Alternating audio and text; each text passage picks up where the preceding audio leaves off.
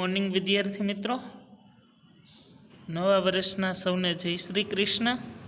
આજે આપણે ગુજરાતી વિષયની શરૂઆત કરવા જઈ રહ્યા છીએ।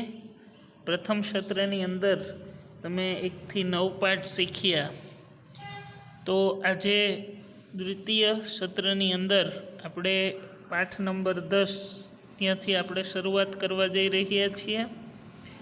કાવ્ય નંબર 10 આલા લીલા વાસળિયા।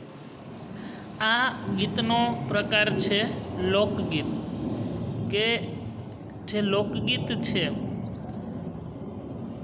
તેના વિશે માહિતી મેળવીએ। લોકગીતના કોઈ કવિ કે લેખક હોતા નથી। આ એક લોકગીત છે।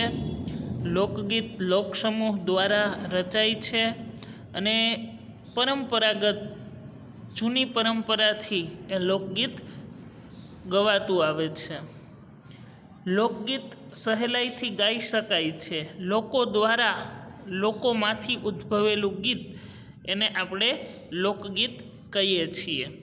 એ નાના મોટા સૌને આનંદ આપે છે અને આ જે લોકગીત છે જેની અંદર ભગવાન શ્રી કૃષ્ણ પ્રત્યેની જે ભક્તિ છે એનું વર્ણન કરવામાં આવ્યું છે, કે પ્રકૃતિ ખીલે છે અને પ્રકૃતિ ખીલે છે એના દ્વારા ભગવાનની જે ભગવાનનો આભાર છે એ ભગવાનનો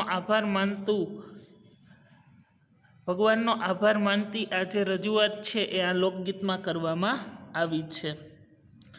એટલે કે લોકો વડે આ સાહિત્ય રચાય છે, જેની જે ભાષા છે એ ખૂબ જ મીઠી હોય છે અને એની અંદર ભક્તિનો ભાવ રજૂ થયેલો હોય છે। આ લોકગીત આપણે રેડિયો ટીવીમાં ઘણીવાર આપણે આવતું હોય છે। આ લોકગીતની અંદર કૃષ્ણ ભક્તિનો ભાવ રજૂ થયો છે અને સાથે સાથે જે ખેતીવાડી છે, કે ભારત કૃષિ પ્રધાન દેશ છે અને આપણો દેશ છે એ કૃષિ ઉપર નિર્ભર છે। તો જે ખેતીવાડી પર ભગવાનની જે મહેર છે, કારણ કે ખેતીવાડી એ આખી વરસાદને આધારિત છે અને વરસાદ છે એ બધો ભગવાનને આધારિત છે। એટલે જે ખેતીવાડી પર જે ભગવાનની મહેર થાય છે અને સુંદર મજાનો પાક ખેડૂતના ખેતરમાં થાય છે, તો એ બધું વર્ણન છે એ ખેડૂત ભગવાનનો આભાર માને છે એ રીતે એને કરે છે। તો આ લોકગીતની અંદર આપણે બીજા વિડીયોઝમાં એ લોકગીત ગાશું અને ત્યારબાદ એને સમજશું। Thank you.